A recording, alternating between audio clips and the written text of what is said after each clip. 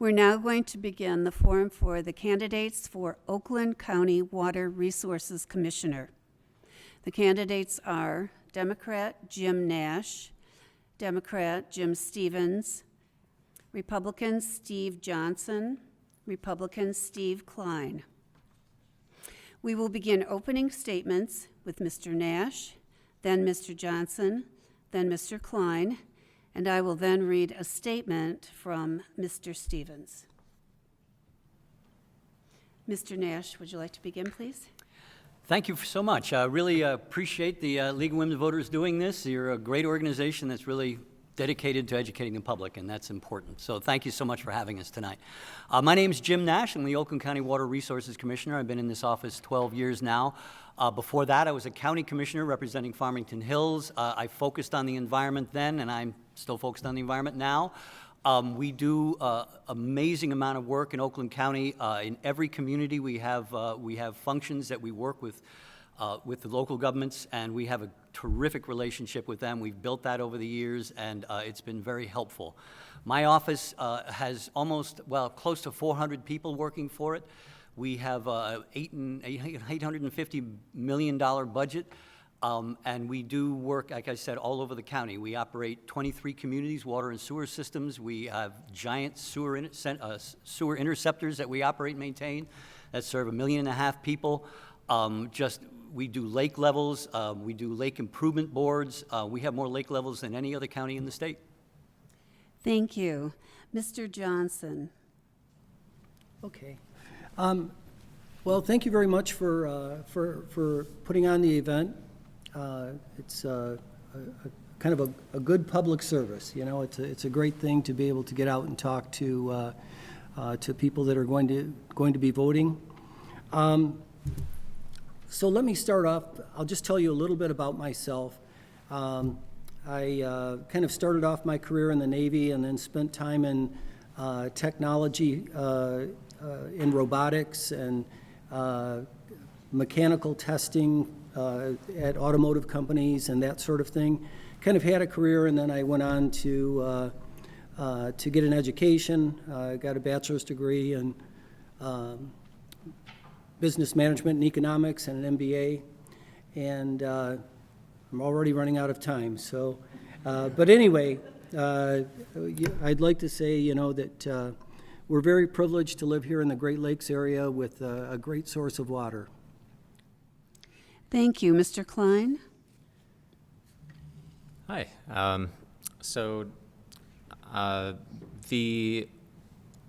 The main thing I'm doing here is I work with a nonprofit focused on conservation in Waterford Township, and in the course of meeting people in local government, the sheer number of people that I've met is tremendous, and you learn so much about how the government works.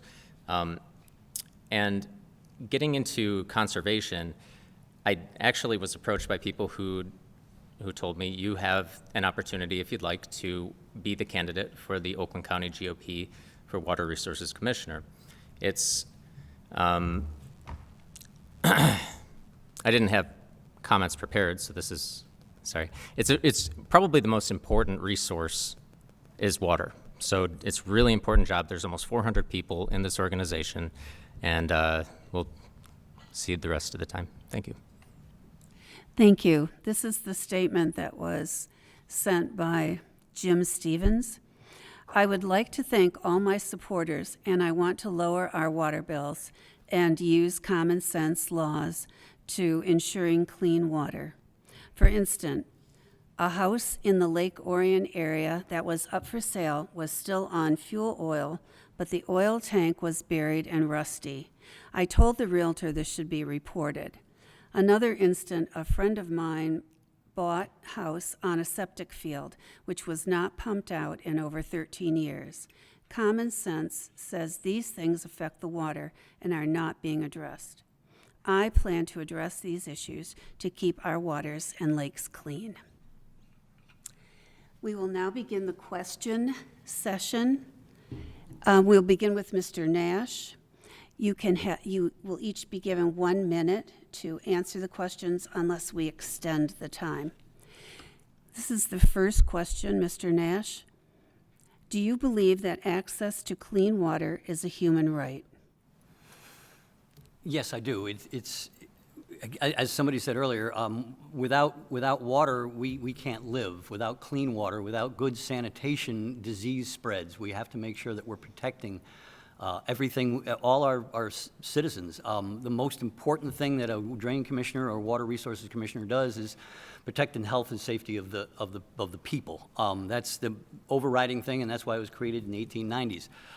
We also protect the environment. We also make sure that all our services are the best they can be. All our investments are justified and worthwhile and have a business case. And finally, everything we do affects the economy. We have to have a good environment. We have to have a clean water and sewer services, or nobody's going to want to live here. This is the most important thing we do. Every investment we make has to have a long-term, sustainable program that won't affect people in the future negatively. Everything we do today must not affect the future generations. Thank you. Mr. Johson? Could you repeat the question? I'm sorry. Yes. Do you believe that access to clean water is a basic human right? Absolutely. Absolutely. Yeah, without water, we're nothing. It's kind of the most important thing. A good source of clean water, drinking water, and then also, getting rid of the dirty water is an important thing. And then how we get rid of that dirty water.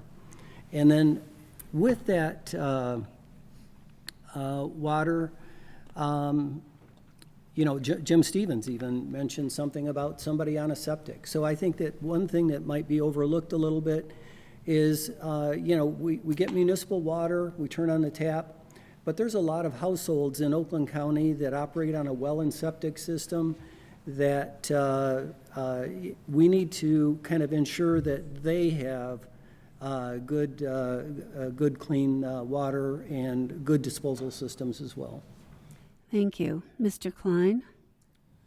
Yeah, so there's a proper role for government. There are things that it should do and things that it should not do. This is one of the things I believe it should do. Government has proper roles, and this is one of them. Taking care of the water supply, making sure we're looking long into the future, not making short-term decisions. It's unequivocal for me. This is something that everybody should have access to. So I'll just concede the rest. Thank you. Mr. Johson, you get this question first. All right. What are your plans for dealing with climate change, such as flooding, waste runoff in lakes, streams, and so on? And we're going to take a minute and a half for that. Okay. I do have kind of a page on climate change, but so as far as climate change,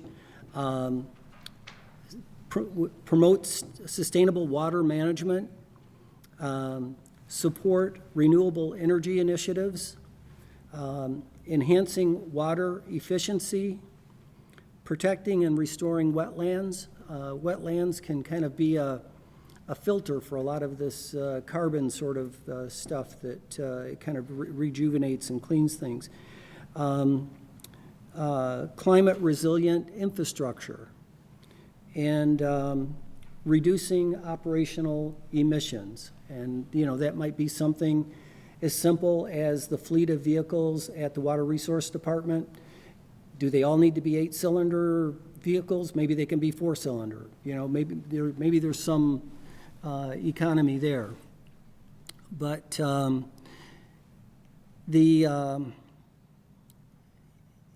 think that the most important thing is the efficiency, that we're not wasting water. There's a number of things that can be done as far as rain barrels and reclamation and use of gray water, and without getting into a whole bunch of technical things, those sort of efficiency uses are important and should all be explored.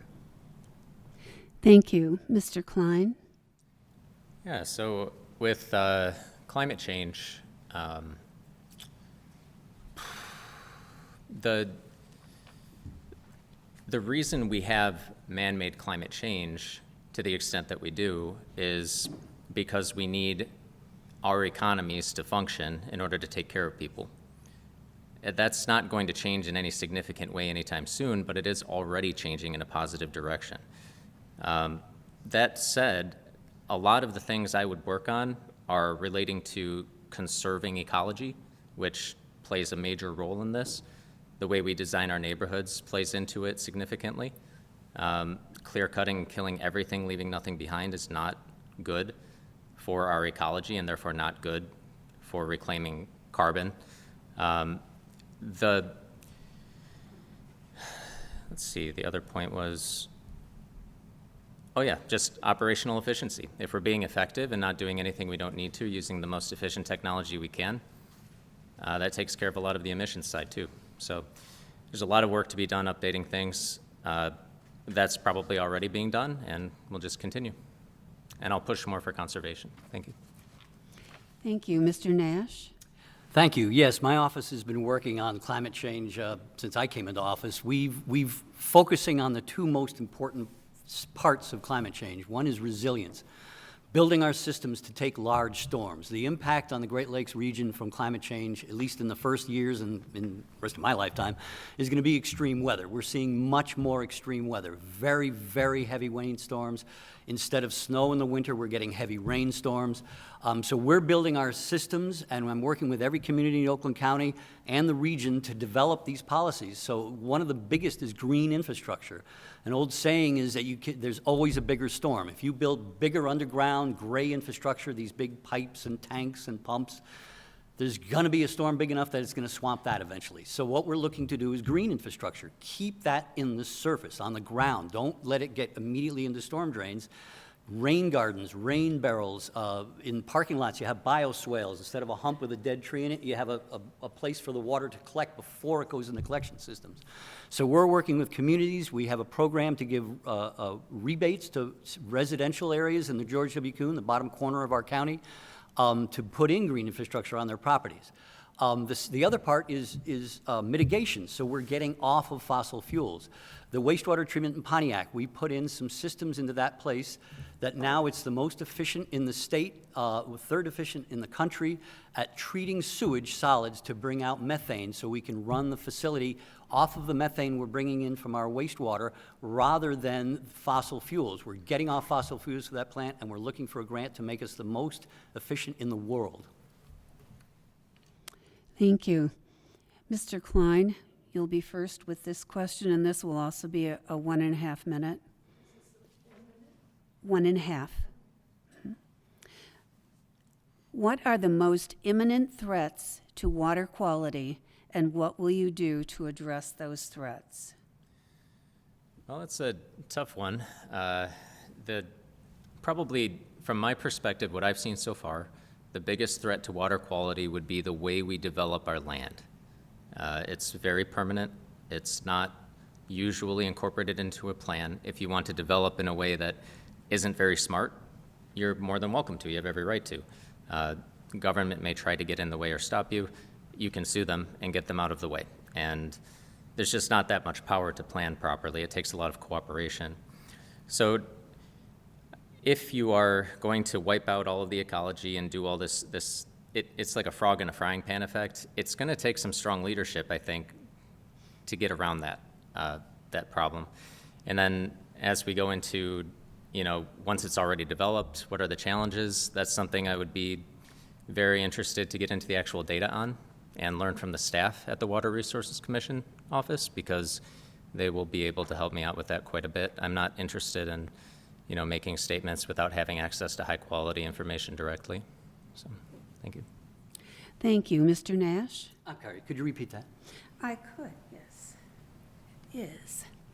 What are the most imminent threats to water quality, and what will you do to address those threats? Well, there's several things going on. One of them is climate change, and again, becoming more resilient to that, because again, a lot of that can lead to pollution, flooding, things like that.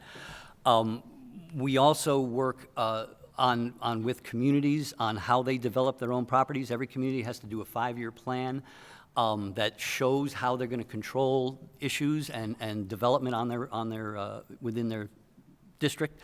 So this is something that we work with them a lot on. Lead lines in a lot of communities, lead water lines are a significant issue. Pontiac has 8,000 out of their 20,000 residents have lead lines, and we're replacing them over time. It's a significant cost to the communities. We're looking for grants. There are right now a lot of grants, but we need to make sure that we're not just laying all this on the ratepayers. It can be very deadly. I live in Farmington Hills. We don't have any lead lines in Farmington Hills. There's issues in many communities, but not in others. Very old infrastructure is another significant issue around, sewer lines that can break and cause sinkholes and go backwards and flood people's homes. There's a lot of old infrastructure that needs replacement, and we're working on that every day with local communities. We're looking for grants for communities that have hardships, and we work with communities all over the county. Things with septics and wells, this is not something my office does. That's done by the health department. We really have no involvement with that. Thank you. Mr. Johson. Yeah, so I think that some of the most pressing issues are microplastics, nanoplastics, and PFAS. I think those are significant issues. Nanoplastics are actually finding nanoplastics in testicles, human testicles. And the difference between nanoplastics and microplastics, the size. And the smaller the size, the more penetration into soft tissue that you get.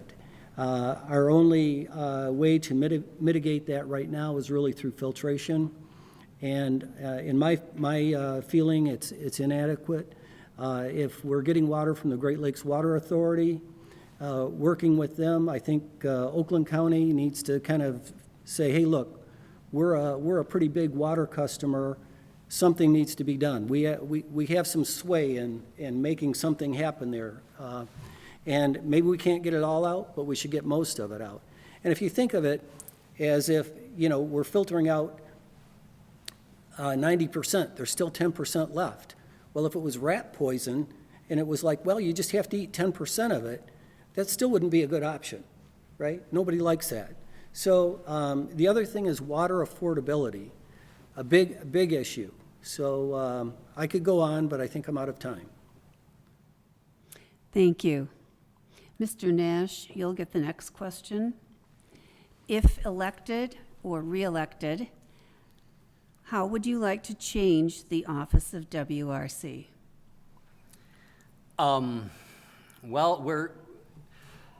we have a really good operation right now. As I said, we collaborate with every community in Oakland County and the whole region. So we've really developed in a significant way as a regional player. And I want to make sure that everything we do going forward is going to be following that. We have to make sure we're collaborating. We can't be scapegoating each other. We can't be attacking each other. It's just, water does not follow borders. Whatever comes in Oakland County is the headwaters of 5 watersheds. Every drop of that ends up in the Great Lakes, and we have to make sure it's our duty to protect that and to make sure that our own inland lakes, again, we have more inland lakes than any other county in the state, that we're protecting them also. So this is the kind of thing we have to do in the long term.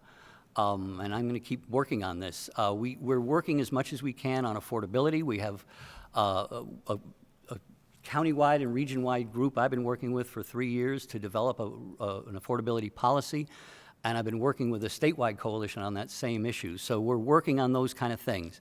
My office does, the Great Lakes Water Authority has been testing for PFAS for almost 40 years, and we have no detectable level of PFAS in our systems that we get from the Great Lakes Water Authority. PFAS is filterable. It is you can filter that out in systems. The problem with PFAS is in nature. It's affecting lakes. There's a fish warning on Kent Lake and all the way down the Rouge River. The Huron River. It's a significant problem that we have to address. But again, that's mostly Eagle and not my office. Thank you. Mr. Johson? I already answered that question. Yeah, it's Mr. Klein, I think. Oh, no, you did it. I'm very sorry. You answered the question. If elected or re-elected, how would you change the office? That was the first one to ask. Yeah. So it's his. It's your question, Mr. John. Okay. If elected or re-elected, how would you change the office of WRC? Okay, I thought I answered it, I'm sorry. Water affordability would be a big issue. I mean, so the Water Resource Commissioner is one person, right? There's a big staff of a lot of people that have been there for a long period of time that know what they're doing. But what does a new Water Resources Commissioner bring? Brings some direction, some vision, I guess, some new policy sort of things. Water affordability would certainly be at the top of the list. I would like to see, I am a Republican, but I would like to see some, if I don't know the numbers on the accounting side of things, but if we could supply a base level of water service for all households, just residential, whatever it might be, 500 gallons, 1,000 gallons, I'm not sure exactly what the number might be. And then after that, if somebody has an enormous swimming pool, wants to water their golf course, it's going to cost them a higher rate, right? Big users are going to pay more, but people with little means would have basic service at little or no cost. I would like to see something like that if at all possible. And filtering out all those chemicals I talked about earlier. Thank you. Mr. Klein? Yeah, this one's kind of, I suppose, easy for me. There aren't any changes that I can propose without access to quality information directly from the source, so I think I would probably drive Mr. Nash crazy if I started proposing changes. And the only thing that I can really say about any changes I might make are that I'm a very, well, if it's relevant, a function over form kind of person. I often need help decorating. I think about the logistics of things and the function and the bones of a thing more than I think about other things. And I look at the longevity of things. And things need to be sustainable. Whatever we do needs to not be kicking the can down the road. So we'll be looking into how to be more efficient, more effective, and there may be opportunities for that, and if not, we'll just be carrying on with the program, which for all I know could be, when you get in there and see what's going on, for all I know, Jim could be doing the best possible job with this opportunity. So if it does go red and I'm elected to Water Resources Commissioner, I'll have a lot of learning to do. So that's the first step, and we'll take it from there. Thank you. Mr. Johson, you'll have this question first, and it's actually two big interrelated questions, so I think we're going to go 2 minutes with this. I'm going to read them both, and then if you want me to go back, I will. Oakland County Water Resources Commission handles water and sewer service for the city of Pontiac. What strategy would you engage to address the aged infrastructure in our county seat? And then the other part, what is the largest infrastructure project that you hope to undertake if you are elected? Yeah. So I guess we'll take on Pontiac first. That's been an ongoing thing, and so the county and probably even before Jim was elected, the Water Resources Department and others have worked hard to get the lead lines out of Pontiac. There's a lot of the same things can be grant writing, those sort of things. Appealing to other government bodies to help fund that. So that certainly is a big undertaking. I don't have any magic wand on how to handle that other than keeping the nose to the grindstone and just keeping that going. I think that as we are experiencing some warming, we go through global warming, we go through global cooling. People many years ago were in fear of an ice age, and now we've got this kind of crazy global warming with the big storms. I think stormwater is probably where the big infrastructure dealing with a lot of these situations that we have with pumping stations on freeways and things like that. So a lot of that works with other departments. So you've got the Michigan Department of Transportation, you've got the Oakland County Road Commission, so there's a lot of collaboration that needs to take place with other departments in order to mitigate these situations. And then, where does that water go? When you're pumping it, where are you pumping it? It's got to go someplace so that we can deal with it responsibly. Thank you. Mr. Klein, would you like me to repeat the question? Yeah. Oakland County Water Resources Commission handles water and sewer service for the city of Pontiac. What strategies would you engage to address the aged infrastructure in our county seat? And then the second part, what is the largest infrastructure project that you hope to undertake if you are elected? You have 2 minutes. Well, that's another one that you're going to want the most information you can get before digging into. It's not, a small thing. The city of Pontiac is built. It was built a long time before the other communities, and we have to make sure that as Mr. Nash mentioned, if there's lead water supply, was it? That's a bit of an issue there. So. This is really important stuff, so it's not something I'm just going to take a crack at. But, and I'm sorry, the second part of the question? What is the largest infrastructure project that you would like to undertake if you are elected? It's a good question. I haven't lined up infrastructure projects. The only thing that I would think of for infrastructure would be taking care of our natural resources and making sure that the invasive species are not destroying our wetlands. The Phragmites get in there and just totally take over. You can nip it in the bud. It costs a lot less.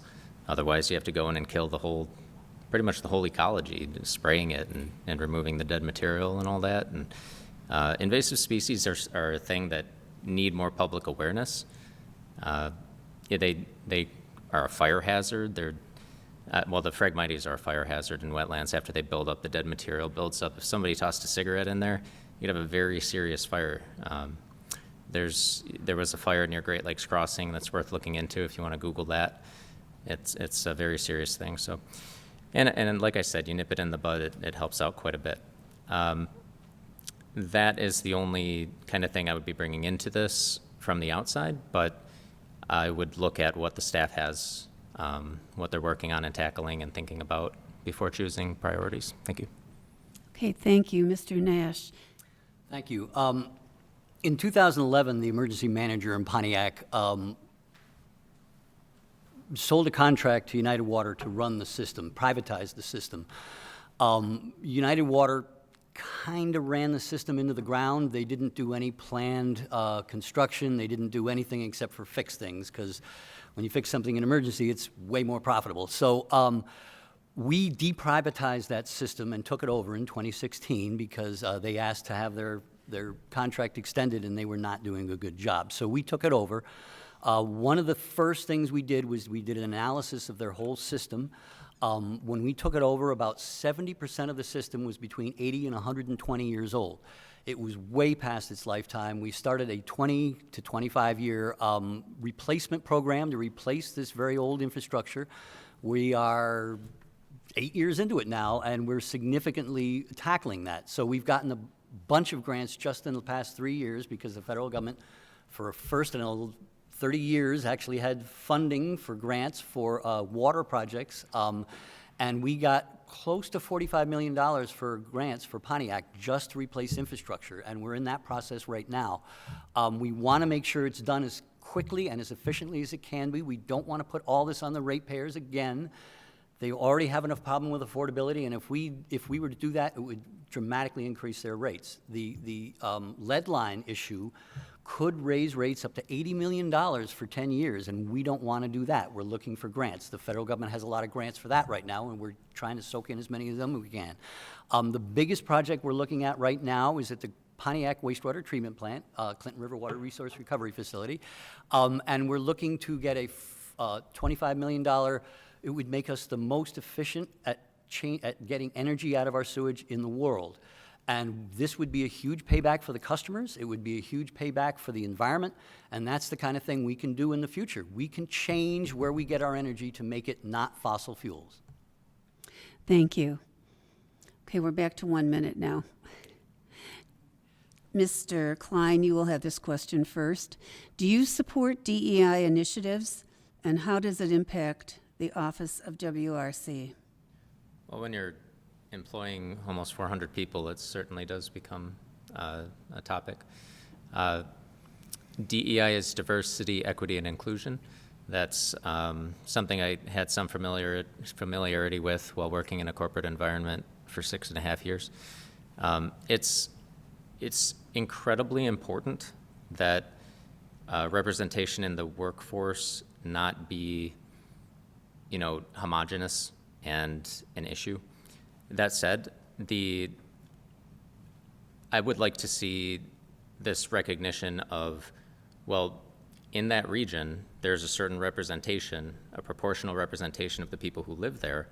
And so if the only issue I would have is if somebody said we need one person of this race, one person of that race, one person of that race, and et cetera, and making it perfectly even, well, you have to look at the demographics of the area or else you're going to have to import people. So that's the only concern I would have, and it needs to be realistic, but I have no problem with it. Thank you. Mr. Nash, do you support DEI initiatives, and how does it impact the office of WRC? Yes, I do. So the most important thing to think about it this way is this is not some kind of discrimination against anybody. This is inclusion. This is making sure that we're getting all the people we can of whatever backgrounds they are and looking at their actual history, what they know, what jobs they've had, their education, all those things. One of the things they did early on was take off names, anything identifying of an applicant. So we don't know who this is. All we can do is look at their qualifications, look at what they've done, their jobs, and things like that. That gets that it's not a conscious thing. It's often not a conscious thing. It's not just all these races running around. It's a conscious thing. It's a subconscious thing that we have to understand and recognize. So we're not looking to discriminate against anybody. We want to include more people. And that's the important thing to recognize. We should have our systems look more like the people we serve, not just all one color. It's the thing to do. The most important thing we can do is get the most qualified people, not discriminate, not try to get around that. Thank you. Mr. Johson? Yes, I guess to kind of, I think that we're all somewhat in agreement on this, and I'll kind of relate this to a football team. You look at an NFL football team, and nobody's saying there's too many black guys on that team, right? It's a meritocracy. You want the best players. And I think that is true, but at the same time, you want your workplace to reflect the complexion, the makeup of the community. And it's not just race. right? So there's different religions, there's different sexual orientations, there's a bunch of different things, you know, and I think bringing a diverse group of people together is a good thing, but it shouldn't be done at the peril of having a good functioning team. Thank you. Next question will go first to Mr. Nash. We have so many lakes in Oakland County, and it seems that water levels are low year after year. Is it bad to have so many lake residents water their grass with lake water? Should there be restrictions?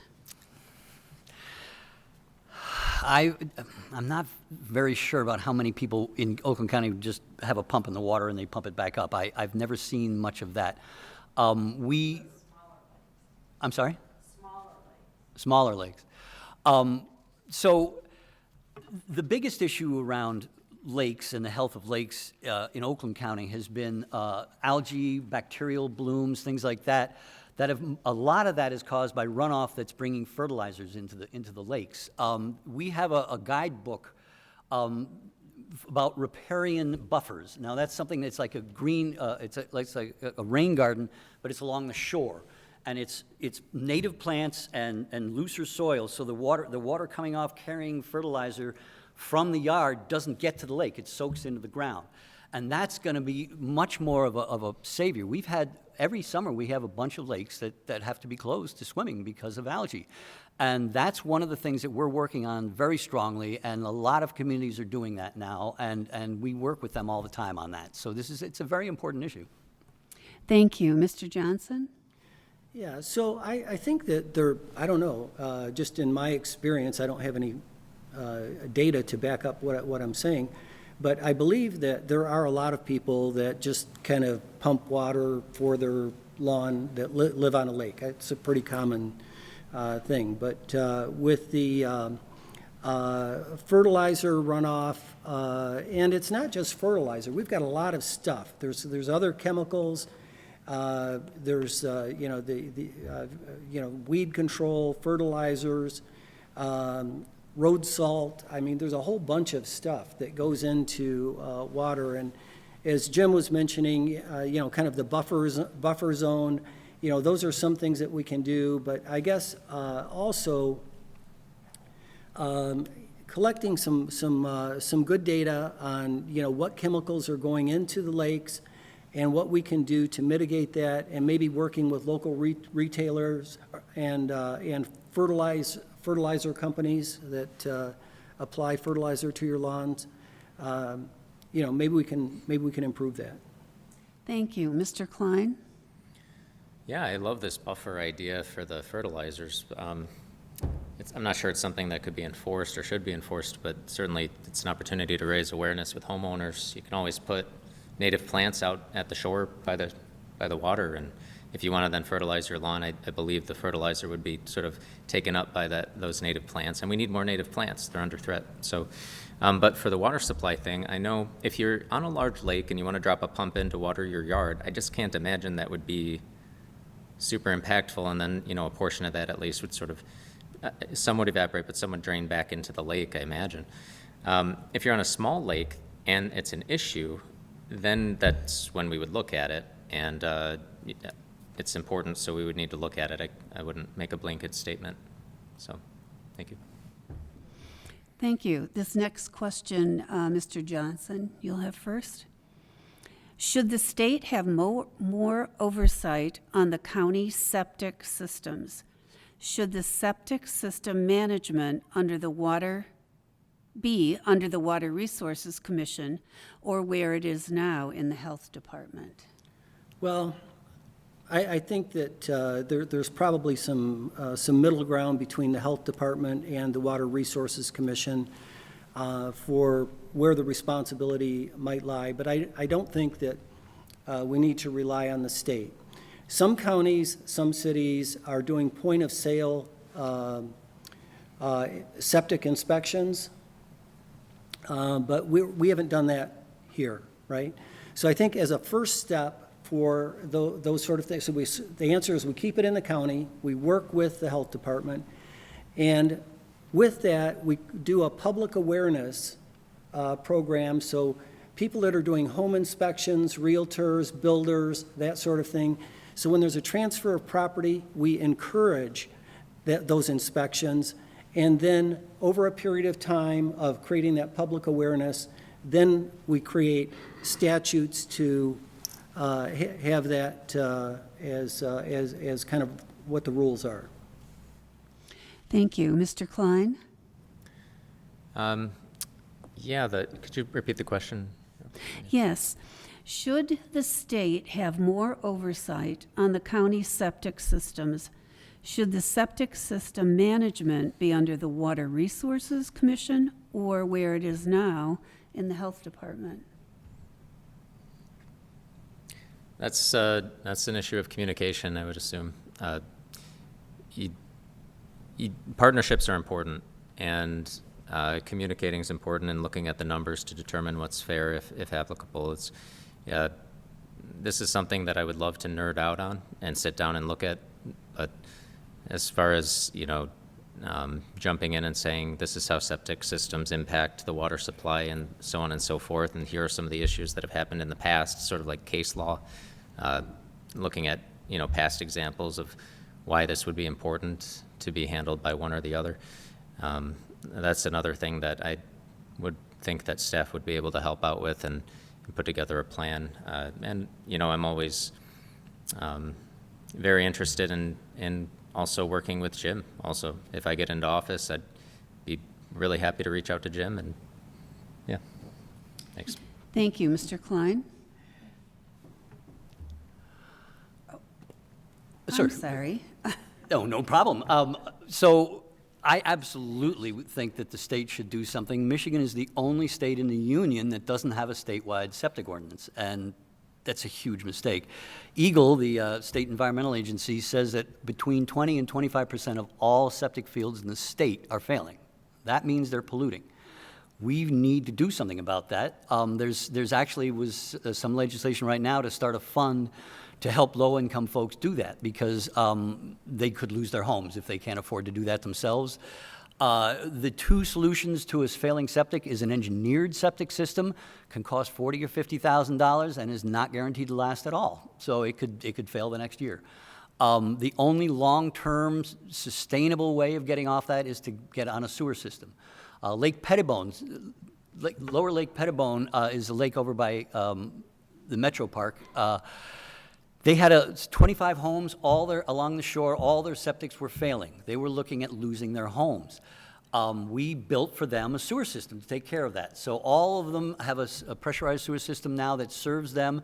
It costs them almost $40,000 per home, but it's a guaranteed, but they're going to have to pay for it.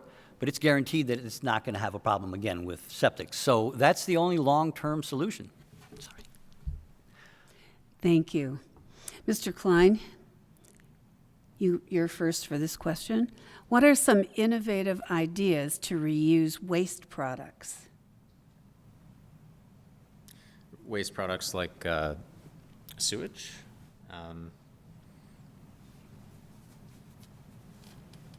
I could try to come up with something, but this isn't something that I'd thought of. So, I would just refer to, I think what Mr. Nash was talking about a moment ago was that in Pontiac or somewhere there was going to be potentially a state-of-the-art facility or, some kind of facility that would generate energy. So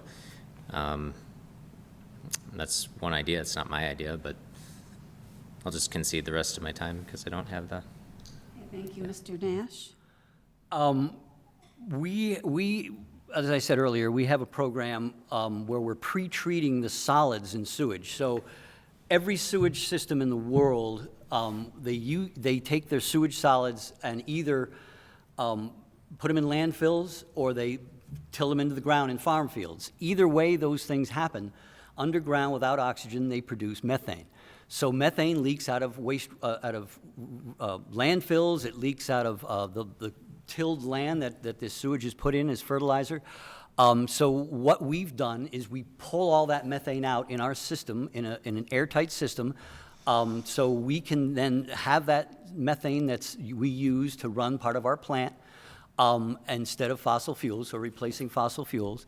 And this new grant we're looking at would make us the most efficient in the world. And we could not only supply all the energy to run our plant, we could run a turbine that can then charge the energy. We can either put that energy on the grid or put that energy into electric vehicles, the fleet of electric vehicles that the county's paying for, that we would, again, not be paying for the fuel anymore, and it wouldn't be natural, the fossil fuels that are causing the climate to change. I'll leave it at that. Thank you. Mr. Johson? Yes, two things. I guess certainly the methane reclamation and making use of that for various energy powering vehicles, et cetera.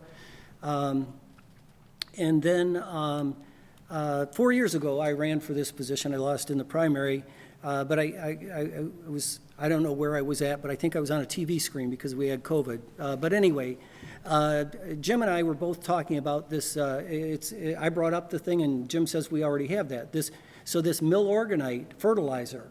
It's made by the city of Milwaukee, water department, sewer system, and it's fertilizer. So with that, I would like to see a product like that mill-organite generating some revenue and being sold at local big box stores and things like that for consumers to use. So that's one thing that we can do, and certainly selling it to farmers and so on would be great too. Thank you. Mr. Nash, you get the next question. What is the biggest hurdle that the Water Resources Commission has to overcome? We need to do a huge amount of work to bring resiliency to our systems from climate change, to replace the lead lines, the old infrastructure, and we need to be more like roads, where we have funds that we use, and then we get federal funds to help with that.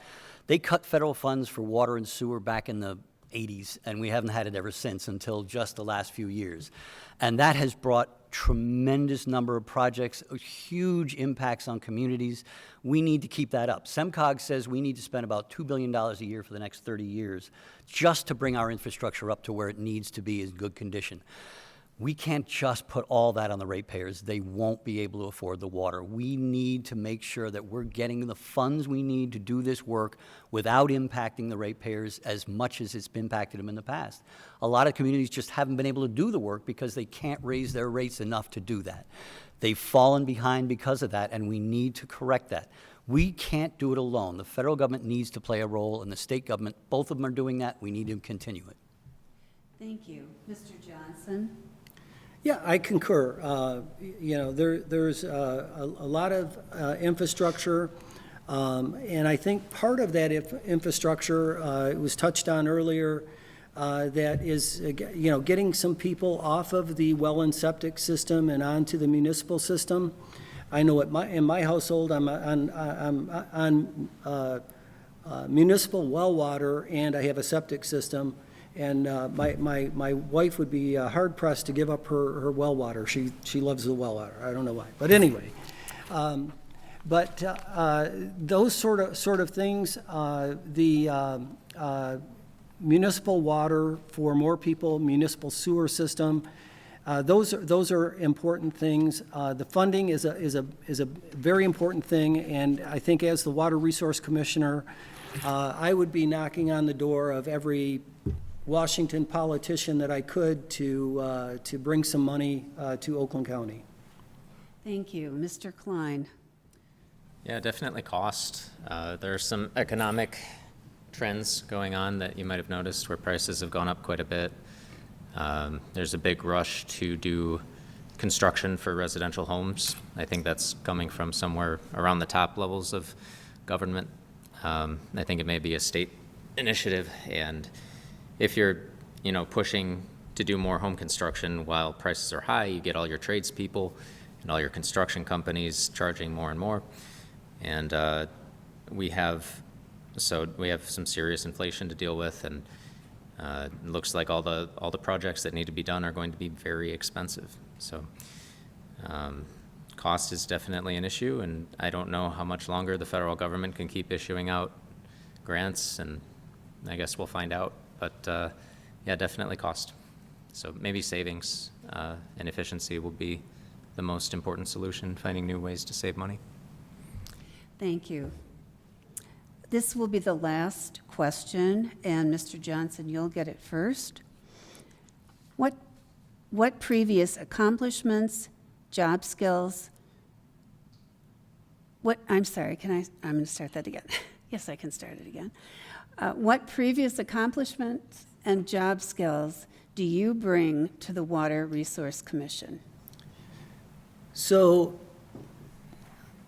I've worked in kind of a technology field, so like kind of the control systems and things like that are kind of like, I don't want to say second nature, but I understand that stuff very, very well. So on the technological side, mechanical and electrical, electronic. But also I've been a small business owner, so I understand, I've gone to business school. I understand strategic planning, business analysis, building a business case for those new water lines, sewer lines, those sort of thing. And as a business owner, I've got leadership experience, building relationships, and understanding of a lot of industrial applications. And I guess importantly, building relationships and getting things done with those that are controlling the funds and the grants and that sort of thing would be helpful. Thank you. Mr. Klein? Yeah, I've been a student of the world for a long time. I did well in school because it was fascinating at a younger age. Branched off into figuring out psychology at some point to some degree. It's super fascinating, just any kind of science, and this has been my life. I feel like I put too much in my brain. And so I pretty much need a secretary and a staff to work at maximum capacity because just the amount of information out there that I cannot help myself from consuming is overwhelming. So whether it's material science, I studied at university for 2 years. Material science was probably my favorite class and the most useful. Just generally learning how the world works, physics, chemistry, even math has its applications. And then I built a nonprofit with a friend from kindergarten, which is a legal process, and it's not easy running a nonprofit. I had to run a board. And I've had a lot of experience under different leaders, so I got to see a lot of leadership styles, and I have my opinions on those. So, thank you. Thank you. Mr. Nash? Thank you. I take pride in being a coalition builder. I've been doing that ever since I've been in office. When I was a county commissioner, I organized an annual green building workshop where I brought in experts from around the state to talk to local governments, individuals about sustainability, green infrastructure, renewable energy, all the things that need to be done for sustainability. In this office, I do an annual stormwater summit where I bring experts from around the state and around the country to talk about sustainability, to talk about green infrastructure, how we can address climate change that's bringing heavier rains. So I've been doing this for a significant amount of time. I've been able to, when I was a county commissioner, we built a tri-county sustainability group that brought all the local Southeast Michigan governments together to try to work on those kind of things. In this office, I've been working, again, on these new technologies that are just leading-edge technologies that are really going to change how we do things as a state. Thank you. That is the end of the question period. We will now have closing statements in reverse order, beginning with Mr. Klein, then Mr. Johson, then Mr. Nash. Closing statements.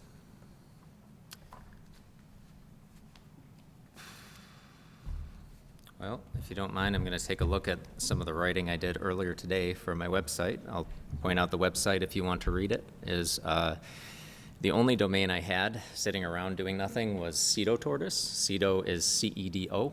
That is my gamer tag. Tortoise, and I've had that since like 2004, so if anybody has got it since. And tortoise is my favorite animal, the parable of the tortoise and the hare. So cedotortoise.com. And yeah, I don't actually, have any complaints about Mr. Nash's stewardship of the office. And I would love to learn more, and maybe I could find some complaints, but it's just not something you can do when you're not the incumbent because you don't have access to all that information directly. So I'm going to be as humble as I can and not, jump into something that I'm not ready for. It deserves diligence. Thank you. Thank you, Mr. Johson. Yes. Well, I think the Water Resource Commissioner position is very important. And I guess I think we all kind of aspire to the same thing. We want good, clean water for everybody, regardless of political affiliation. I think that Jim Nash, Democrat, Steve Johson, Republican, we can both say that we want good, clean water for everybody. I don't think that there's an argument there. For me, water is life. I mean, without it, we're nothing. We're very privileged to live here in the Great Lakes area with abundant resources. If honored to be elected to the position, I promise to be a good steward of those resources. And I guess in closing, I would like to say thank you very much for inviting me here this evening. And I have a website also, stephen-johnson.com, should be up this weekend. Thank you, Mr. Nash. Thank you so much. And again, I really appreciate the opportunity to be here and talk to the public. This is something that's super important, that people can understand what we're doing. I've been an environmentalist my whole life since I was a Boy Scout in the 60s and 70s. I've, again, as a county commissioner and in this office, it's been a dedication part of my life that we work together, that we have a collaborative relationship. I work closely with SEMCOG, the Great Lakes Water Authority, EGLE, the state environmental agency. We work together because we know that these things need to be solved together. We can't do it ourselves. I've taken an oath since from the Army and all the times I've been in all these things, and it means everything to me. My most important thing is to be honest, to be as forthright as I can, to be truthful, to never try to hide anything. We do everything in the open, and my office is manned by some of the best people I've known in my whole life. This county is well served, whether it's myself leading it or anyone else. We have great people working for us, and I'm proud of them. Thank you. The League of Women Voters would like to thank the audience, the candidates, and Bloomfield Community Television for making this forum possible. This presentation is copyrighted 2024 by the League of Women Voters. All rights are reserved. Any recording of this forum can only be shown in its entirety. Rebroadcast times of this forum will be on the LWV website and on YouTube. The League of Women Voters is funded by contributions from concerned businesses and citizens. Our membership is open to men and women over the age of 16. Remember to vote on August 6th. Democracy is not a spectator sport.